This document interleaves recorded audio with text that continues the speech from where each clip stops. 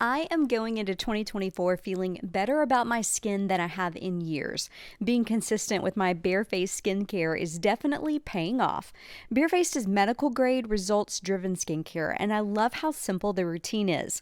If you're curious and you want to commit this year to a brighter, more even texture, glowing skin, I highly recommend starting with the Bare Necessities Kit. That's what I did.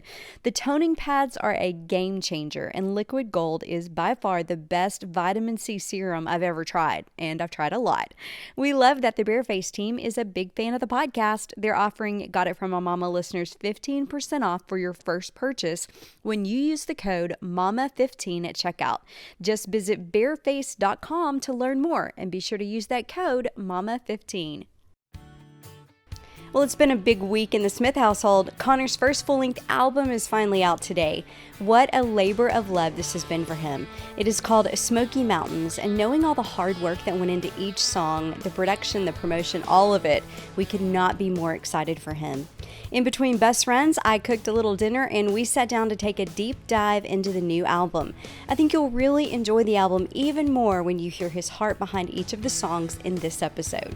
Here we go with number 47 and Connor. Connor, you're home.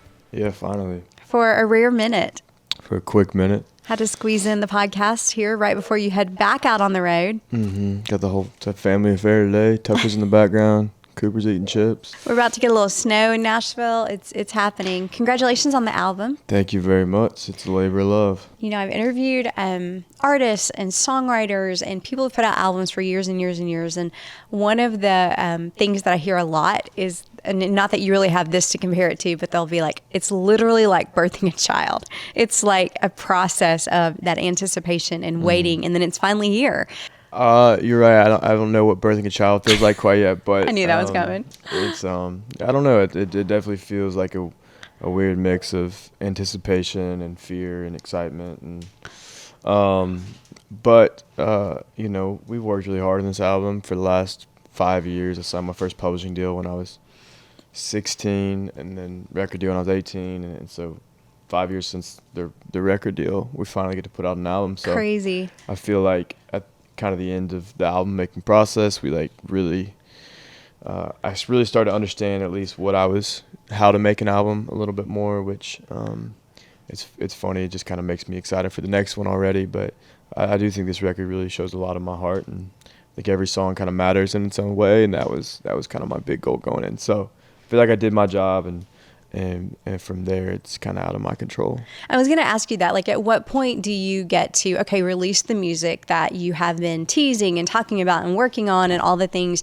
you get it out there, but so often for an artist, there is no, like, step back, take a deep breath, and enjoy that. It's really kind of the sudden thing where do you feel like there's already talk in your camp of what's next? Yeah, I mean, even in just my head more than anything, I think as the artist, you're kind of your biggest critic or motivator. So right when we finished, I was already writing songs that I wish were on the album, and then I'm like, well, when can we put out these? And so as a creative, your mind kind of never rests, and it definitely, like, you feel like it's never finished, but right. You kind of just got to release it. And so yeah, I don't know, I'm excited. I'm going to try to savor it. We're playing a show in Nashville the day the album comes out, and a lot of things, but also kind of looking at, okay, what's next, and keep it rolling. So we have grown so much since the first time that you were actually on the podcast. You were on episode number 8. Okay, wow. And I believe that this episode that you will be on is going to be number 47. 47? 47. Good for you. How crazy is that? Congratulations.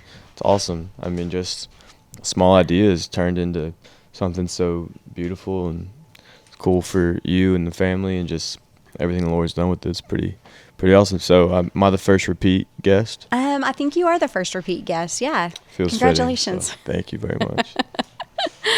Yes, and I would say my favorite guest. Well, I'd hope so. I know you're biased, but yeah, it's cool. I mean, just outside looking in, just seeing how many little miracles have happened with the podcast, and just perfect timings, and the Lord's been all over it, and you've been faithful and stewarding it and working really hard, and being a super mom and doing everything. So I'm proud of you, and proud of the podcast. Well, thank you so much. I appreciate it. And it has been a labor of love, that's for sure. And I'm super proud of it, and proud to have you back on it. So thanks for doing it again, especially with your crazy schedule. Listen, it's all good. We're getting through this together. Just got off the first weekend back off the road. A couple more weekends of this tour through the month. Go to New York, LA, Europe, and get married in April. So whoa, did you just say get married in April? Yeah, it's madness right now. So we are inside of 3 months of a wedding, Connor. Yeah, inside of 3 officially. Yeah. But the podcast was easier to fit in when I knew you were going to make dinner, so it kind of. I always bribe helped. you boys with dinner. That's for sure. Definitely helped. What do you want to share your big news of you and Leah before the wedding? What just happened in the past couple weeks? We bought our first house. That's crazy. Connor, Yeah. you're 23 and you bought a house. That's nuts. Praise the Lord. I know. I'm so happy for you. It's exciting. We're excited. We checked all the boxes. First house we went and saw, and it's really pretty. So it had all I wanted was a fireplace, and so it has a fireplace. Which, if people listen closely, they might even hear our family fireplace. We have a you've real trained wood me, burning fireplace, and if the temperature, I think if it drops below 50, Dad's got a fire in the fireplace. Like you said, it's about to snow any minute, so it definitely called for a fire today. Exactly.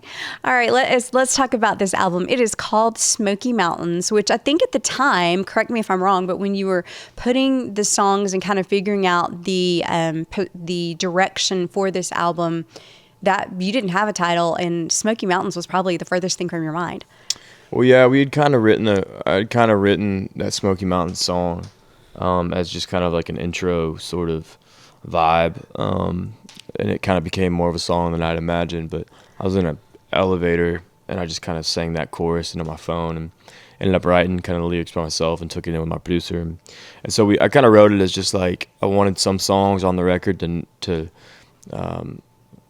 like, I didn't want every song just to feel like it had to be a hit, but I wanted some songs to kind of enhance the others. And so a lot of the record was kind of this, a lot of energy of the record I tried to capture in Smoky Mountains, the song, which was kind of this mix between the longing for home and out on the road and the back and forth of chasing down this dream, and then kind of the backside of that too. And so I try to kind of grab that tension in Smoky Mountains. And so when we wrote it, it did feel like it kind of captured some of the story we were telling. I feel like Smoky Mountains was like a symbol of home and of rest, being in Tennessee and in the mountains.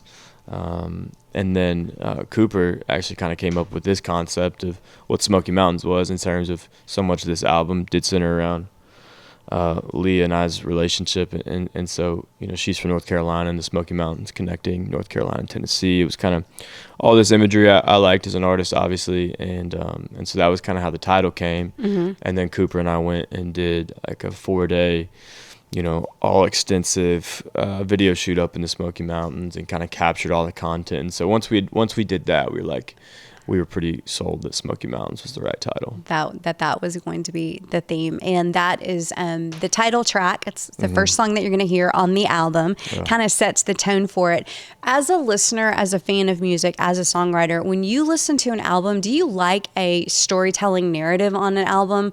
Is that something that's important to you? Yeah, I mean, to a certain degree, I guess. Every record's different. Are we inviting Tucker up? We're going to invite Tucker, but he may back away. There he goes. What I kind of went into the record, and I've already said it, but I just wanted every song to matter. I wanted every song to have its place and to kind of have a different side and layer of who I want to be as a songwriter. And so I think that there is a cohesive narrative to the record in terms of the last 2.5 years. I've grown up so much since started putting out songs like Learn From It in Tennessee and Take It Slow, and from there was so much of this journey of growth that I think really we were able to capture in a lot of just the writing process. And so I did, I think a lucky thing about being so young in this career is that the fans and the people that are coming to the shows and are listening and following, they kind of get to grow up with me in a little bit. Yeah. And we kind of started on songs like College Town and I Hate Alabama, and now I'm buying a house and getting married, and so a lot of the growing up process in between those two phases was what we captured with the songs. I heard you say too in another interview the other day, I think it was with Cody Allen, but you said this album took me 23 years to write. For sure. And you are 23. Like, it has been a lifetime for you so far of experiences that have gone into this. Yeah. It wasn't until the very end. I mean, you think about how much we had written, how many songs we'd written since signing my published deal at 16, and, obviously before that. But it was like at the very end, I feel like everything clicked when like so many of these songs, God Moments and Trouble,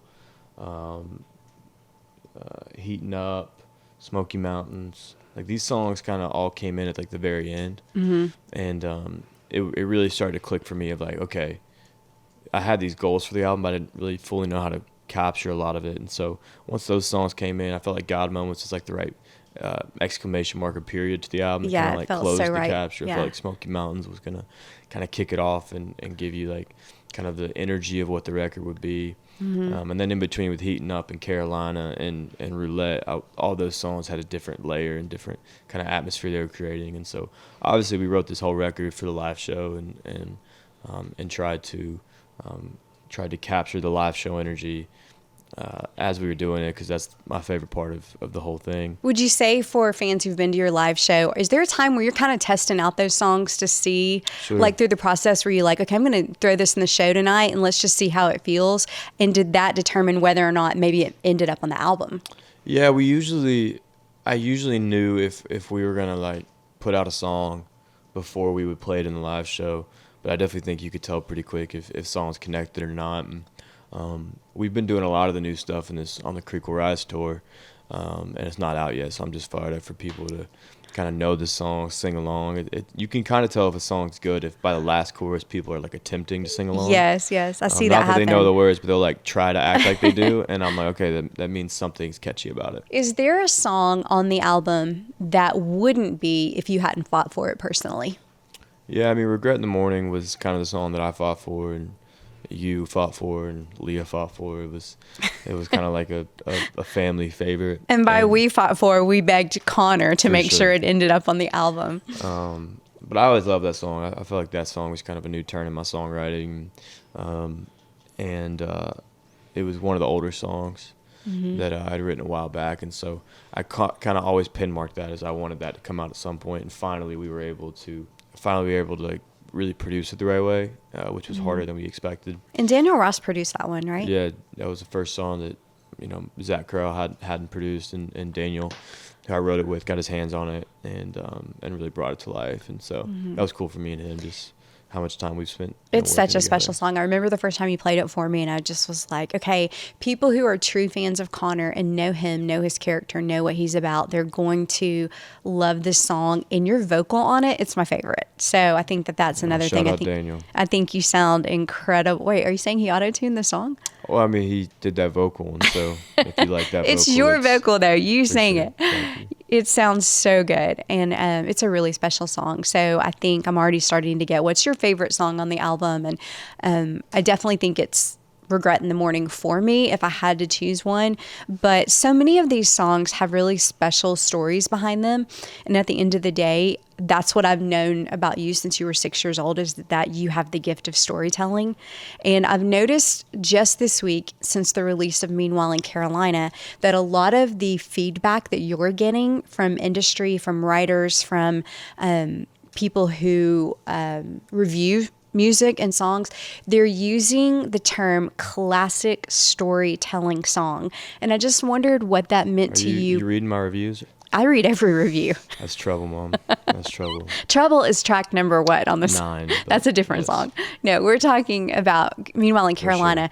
But the point I'm trying to get to is that what I know from being on this journey with you is that it has to mean a whole lot to you when someone in the business reviews a song that you've written and calls it classic storytelling, because that's why you're in the business. Yeah. Well, and you know the story behind that more than anyone. I mean, I've said in a couple interviews since that song came out, I grew up, you raised me on early 2000s storytelling country, Live Like You Were Dying, The Good Stuff, There Goes My Life, Just to See You Smile. Like these songs that were truly capturing, Red Ragtop, truly capturing stories and moments and And so that is my favorite type of songwriting, my favorite type of music. And so, but it's also the hardest type of music to write and make, and it's kind of like catching lightning in a bottle.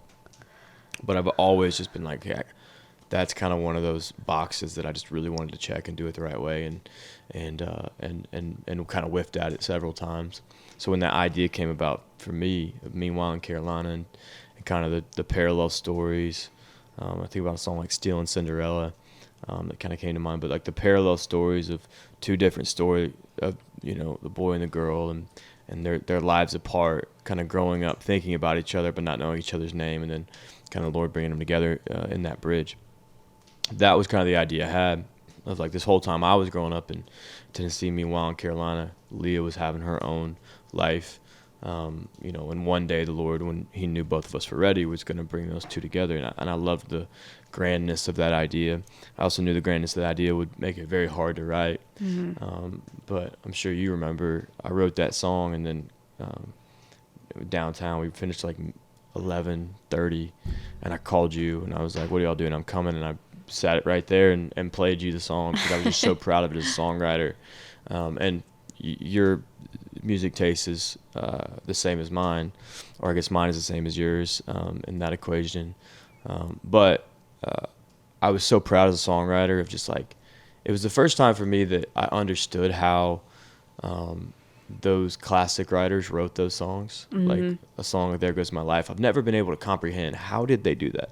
Like, how did they capture such an incredible thought in such a beautifully profound way where every single line like squeezes so much out of a story, right? Wow. And when we wrote Meanwhile in Carolina, I mean, it took us all night, and we went down every road and met a million dead ends before we finished it. And when we finished it, I just remember smiling so big because I go, I know how they did it now. And so I'm really proud of that song as a songwriter. You felt like you had unlocked a secret or something. Yeah, I think that it just like something clicked for me of just like, that's how you fight for a song, and in a way I probably had never done before. Oh, wow. And you wrote that with Blake Pendergrass. I wrote it with Blake. I called Blake with the idea because, one, he's from North Carolina. Two, he's an unbelievable, prolific songwriter. One of those guys you get in a room with and you're kind of just blown away. Wow. And there's few of those. A lot of great writers, but there's few people you get in a room and you just go, this dude is completely different. And you had to somewhat trust him with that. That was a pretty personal story. Well, yeah, and that was kind of the main reason I called him, is because he's a young dude, still hungry, doesn't have a wife or kid to get home to. And so I knew that this idea wasn't one I could throw out at 11 o'clock and hopefully we nail it by 3.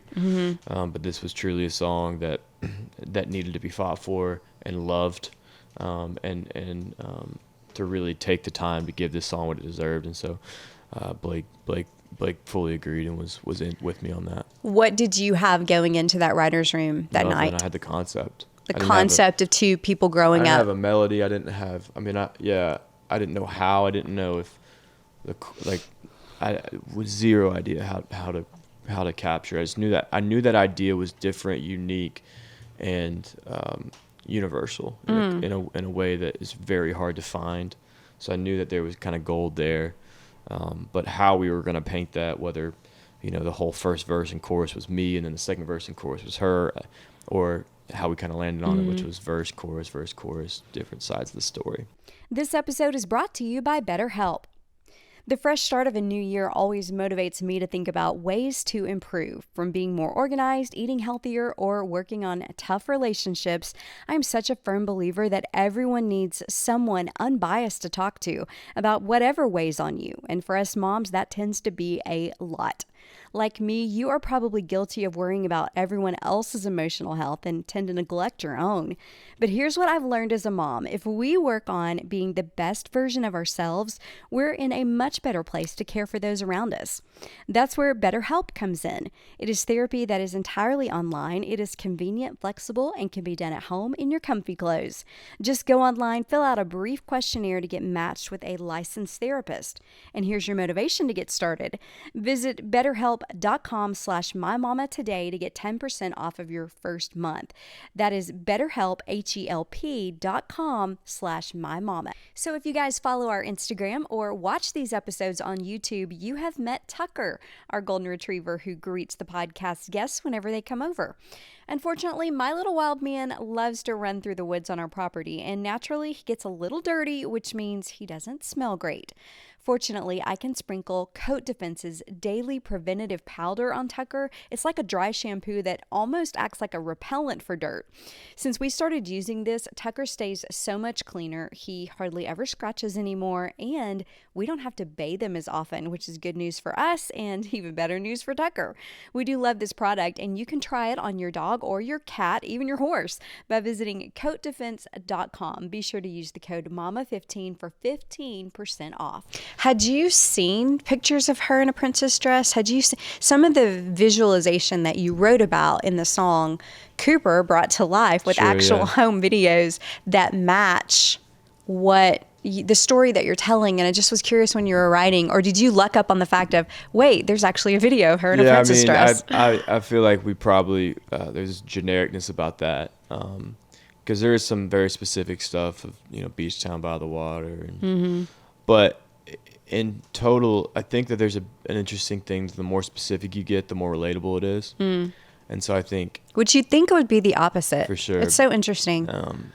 And so I think that, the details of kind of the Carolina side of things, it's a very universal thing of a girl growing up and, thinking about Prince Charming. She's playing in a princess dress and all those sort of ideas. And then on the Tennessee side of that story, the me, it was boy grows up writing songs about love, kind of only knows at 16. In between classes or baseball practice, he's thinking about girls. It seems like all of those. I mean, that's like your story in a in a nutshell. Two sentences. So, 2 sentences. It tells the story about how you grew up. For sure. Truly. So. That's so interesting. And then do you quickly want to share? I think a lot of people didn't know. I put it on social media this week, but people did not realize that Leah did not hear that song until the night that you asked her to be your wife. Yeah, I had written it, we had recorded it. She had heard about the song, but I would never play it for her, tell her what it's about, because I knew that song would only matter if we, did get engaged, and so I told her you can hear when we get engaged, so she knew that it was kind of coming on the album. So she knew that I would at least have to ask her to marry me before the album came out. So that put some sort of timeline in her head. But yeah, the night we got engaged, Cooper made a really incredible video of baby videos that kind of lined for me and her that lined up with the song, and we watched it with all the families and friends. And it was so sweet. Your dad hung a sheet on a rope to where it really felt, because we were in the middle of the country in Kingston Springs, Tennessee, and had it kind of hang in between the trees, and it was just a really special thing. And there wasn't a dry eye as we all watched it. And you're right, I won't ever forget you playing that for me that night. I too knew that it was very special. Let's talk about another really special song, and you've got a duet guest on it that makes it extra special. Brought in Haley Witters, the incredibly talented Haley Witters, on a song called Roulette on the Heart.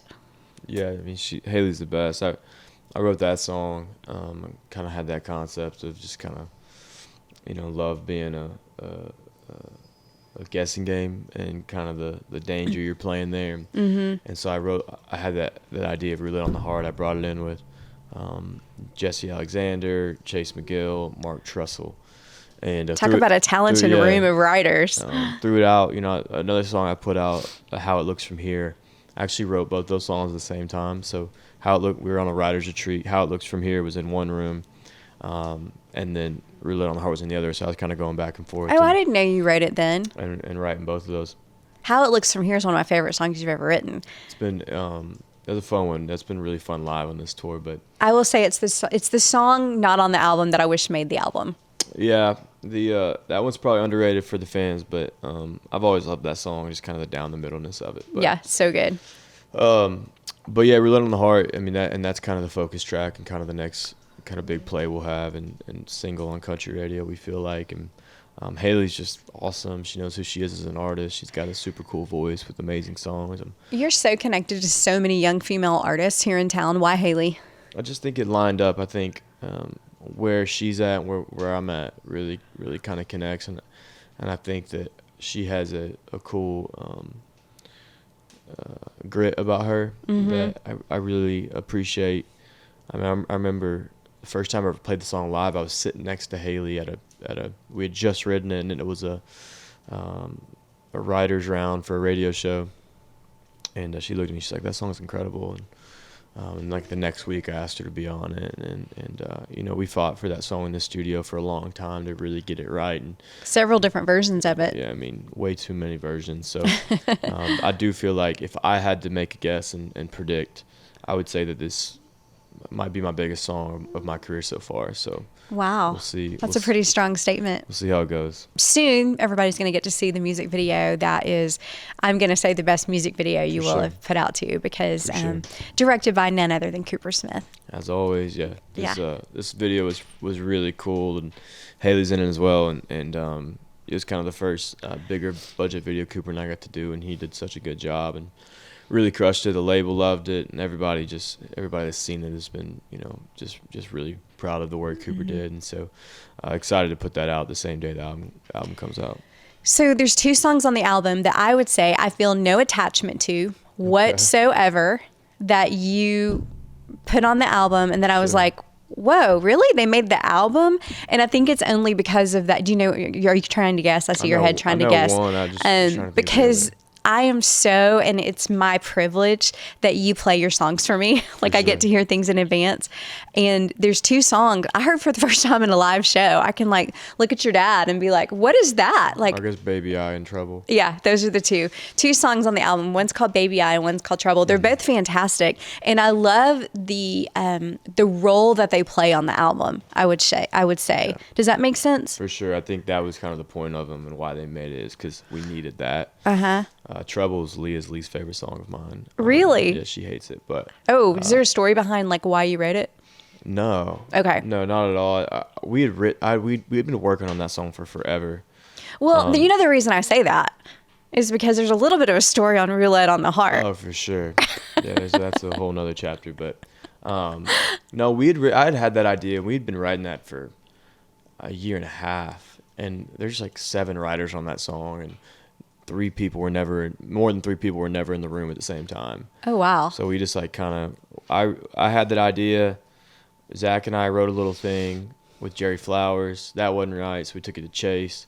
That wasn't right, so then we kind of came back to the first melody I had, and then I wrote the chorus, and then it was cool, but the track wasn't right. And then we heard a demo that Mark Trussell did that had a cool drum beat on it that we wanted for this song, so we asked Trussell to be on the song. So either way, like that song kind of fell together. It was the last song we finished. And very seldom does a song have that kind of life. Yeah, like usually about 3 writing sessions ago, you probably would have moved on. Well, we just knew that sound and that layer was kind of missing from the album. I kind of call it the boat song on the album. Like, that's the song that you just kind of would throw on a boat and kind of let it be in the background. It's got good energy and it's fun. We haven't played in the live show yet, but I'm interested to see how that goes. Baby I is being played in the live show, Baby though. I is like become people love it. Yeah, it's become a real kind of underdog racehorse that people really love, and I'm hearing a lot. People that have heard the album, they really gravitate towards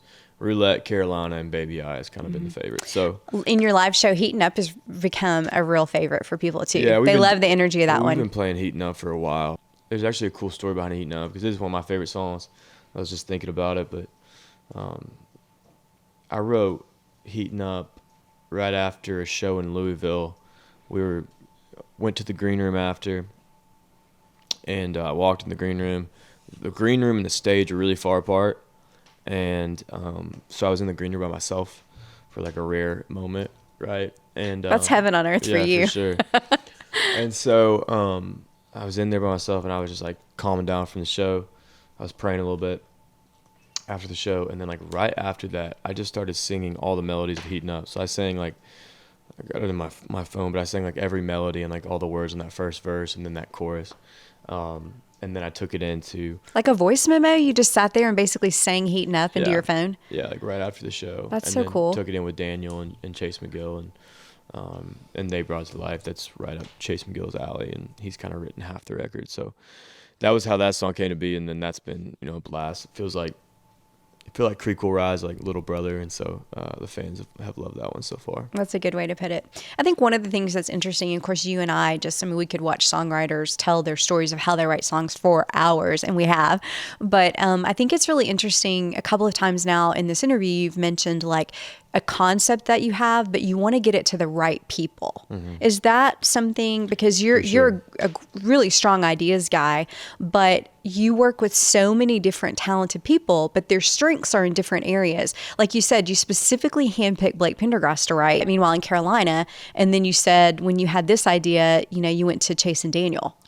Yeah, no, I think that's half of my job and strategy is having an idea and then knowing how I want to execute it and then who gets to execute it. Mm-hmm.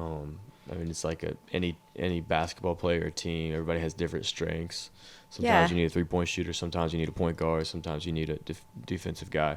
And so I kind of have this group of writers that I know what their strengths are and how that complements me. And so when I think of an idea, you know, like Chase McGill, if there's a lot of words, if there's a lot of analogies, Chase is like probably my favorite writer in Nashville, but like Heating Up, he wrote Creek Will Rise as well, but like Heating Up, Chase wrote that entire bridge on Creek Will Rise. He was the radio won't let me tell you the rest guy, right? And so I knew that was going to be like a real fun, upbeat, fast pace. So I brought him with Chase. Regret in the Morning, I know Daniel really taps into kind of my sensitive side. Blake wrote God Moments and Carolina, and so he kind of taps into that storytelling aspect of me. Smoky, I really wrote by myself, but brought it in with Zach. And then Roulette on the Heart, Jesse Alexander. I knew that she had that feminine, like, kind of grit to it, like that she could add, like the toughness, but also kind of the Roulette on the Heart, just like what that kind of phrase meant. I knew she would crush that. I would say when I look at you at the credits list or whatever, seeing Jesse Alexander on a song that we both are predicting is going to be a huge song for you.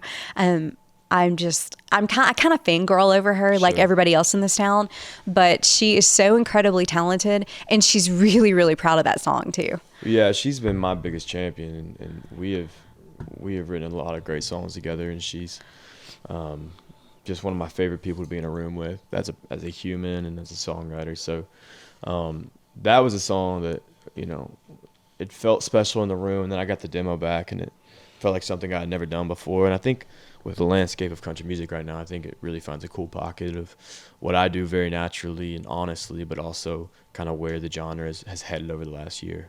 The first time you heard it, did you know that it needed that on there? That came later. I played it at a label event, and had like 3 people right after go, you should really think about having a female voice on that. Okay. Well, I wondered if maybe even hearing Jessie with you as y'all put the song together, if it had something to do with she had the like harmonies on it, and I always kind of went back to what she did. And so she hasn't done harmonies yet, I don't believe. Okay. Sarah Buxton do a lot of it. I was about to say, you know, to me, that's one of those full circle moments. Do you remember us wearing out that Sarah Buxton for sure. CD I guess at the time? On, hell, half the day is gone. I mean, yeah. I mean, like, that was our jam. You and I knew every song on that album. And yeah, and the fact that she's BGVs on, I think, a few of your songs, because she's kind of Zach's go-to girl, right?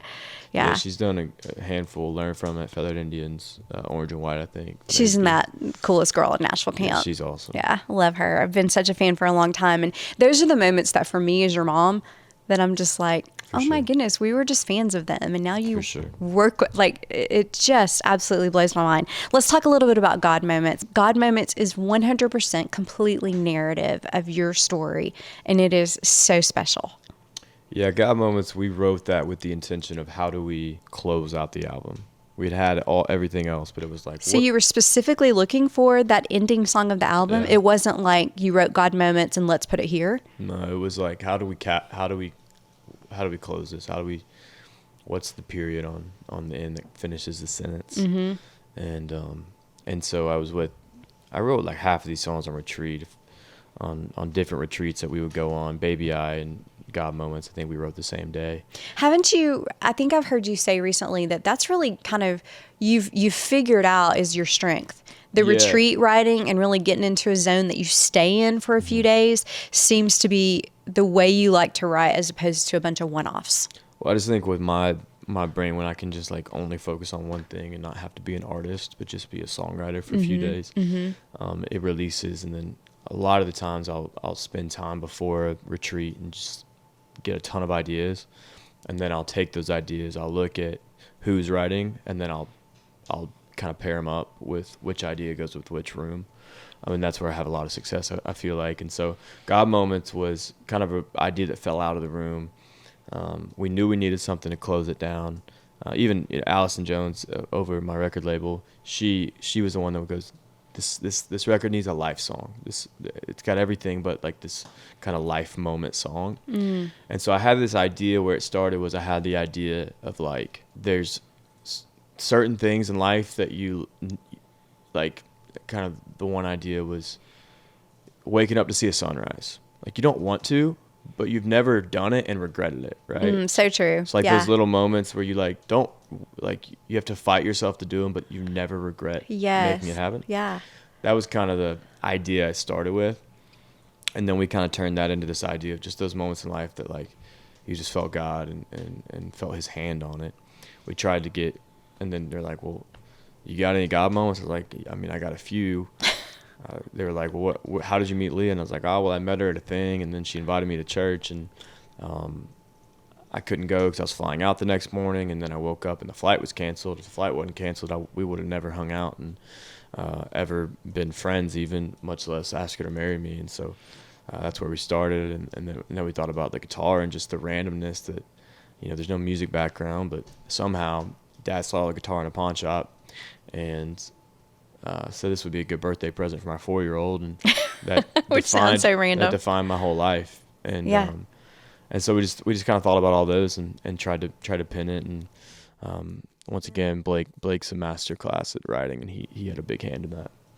That's pretty awesome. I mean, your life is a list of God moments. For sure. I mean, there's so many things that, especially when you and I get to get into a deeper conversation like this, that I'm kind of blown away once again, it's the same thing with this podcast, and I make fun of you sometimes just because it's very easy to forget those and forget the God moments, and you've had so many God moments with the podcast, and it's easy to forget those. And same thing for my career, just making sure we continue to trust Him, because he's proven Himself faithful so far, and so try to keep it in His hands, not mine. Do you have a favorite podcast episode? Yeah, I mean, you gotta love the Kelsey interview, Donna Kelsey. Yeah, that one kind of changed the trajectory of things a little bit. For sure. It's been cool for me just to kind of meet some of the people when they're over at the house. Nate Bargatze's mom, who we've been a big fan of forever. Yes. And she was super sweet. And then the Hardy episode was great. And I know that one's a little bit further back, but I really enjoyed listening to her and her story, and just obviously being such a big Hardy fan. So yeah, it's been cool to see how many yeses you've gotten. Going back to the album, what is the oldest song that you wrote that made it on the album? My first thought is Regret in the Morning. You know what I thought you were going to say? Boots in the Bleachers.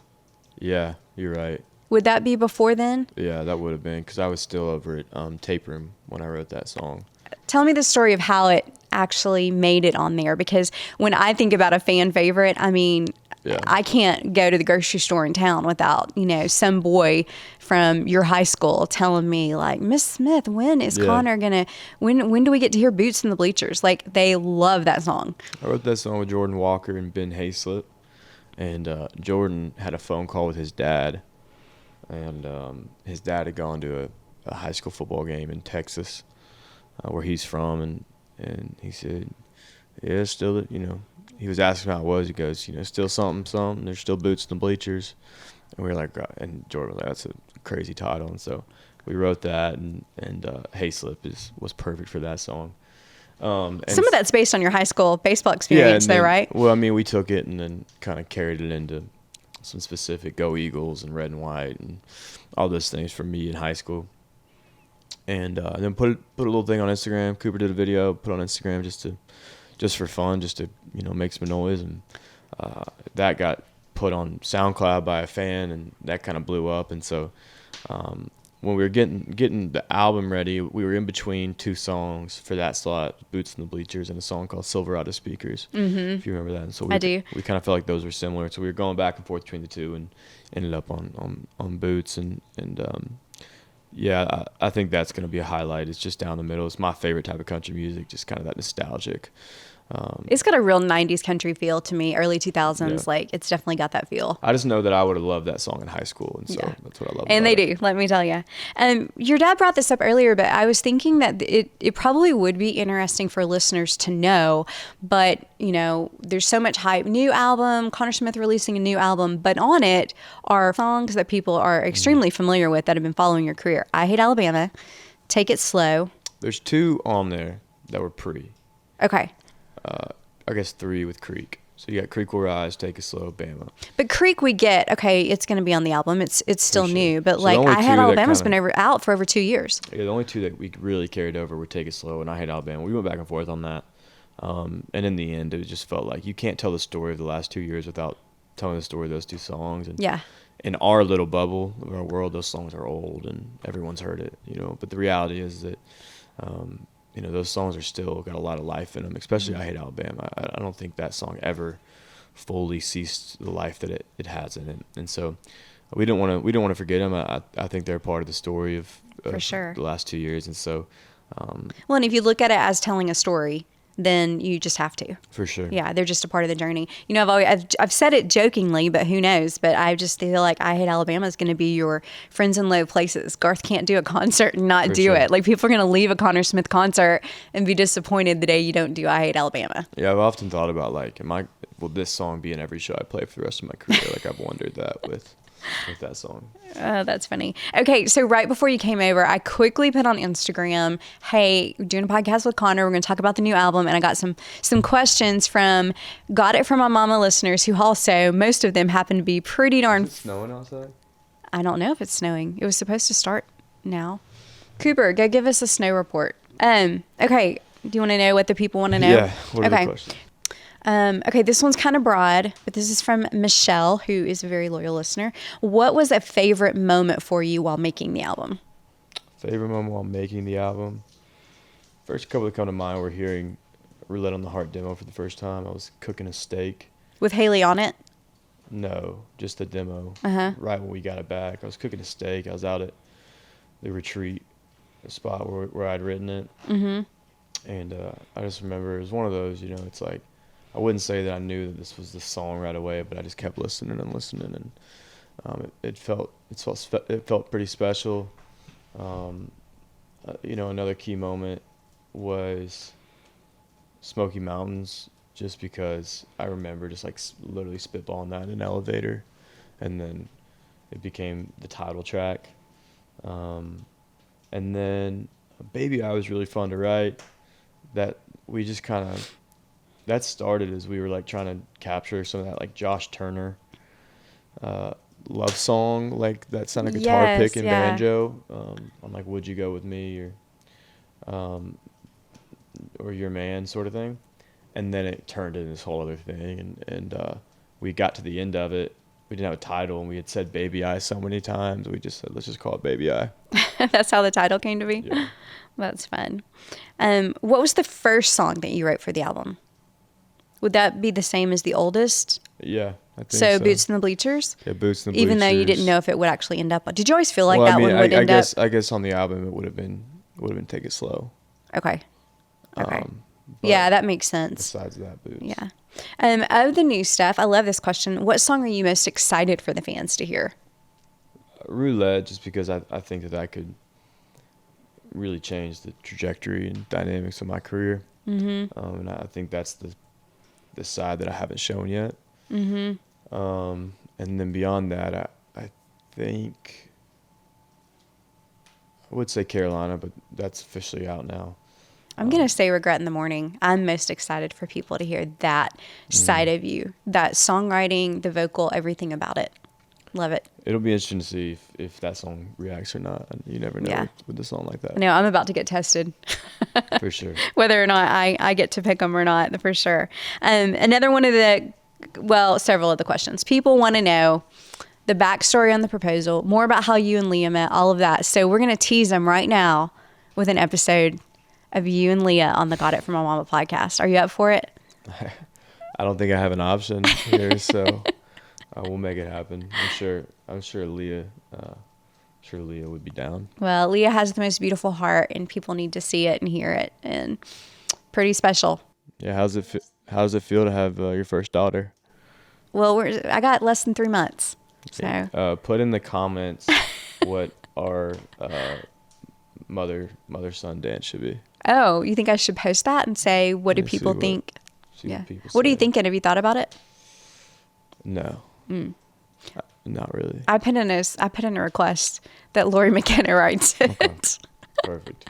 Connor's writing with my favorite Lori McKenna soon. So, well, thank you, Connor. I hope you know how incredibly proud your family is of you, and that we've seen all the hard work, we've seen the heart, the sweat, all the things that have gone into the making of this album. And so we can't wait to celebrate with you and just continue to cheer you on this journey. There we go. Episode 47 complete. With Connor Smith music. All right, back to the road.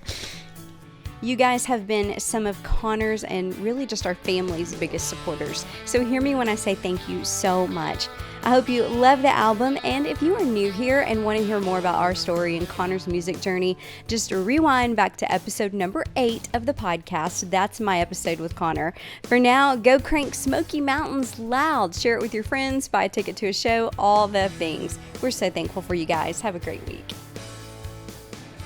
So if you guys follow our Instagram or watch these episodes on YouTube, you have met Tucker, our golden retriever who greets the podcast guests whenever they come over.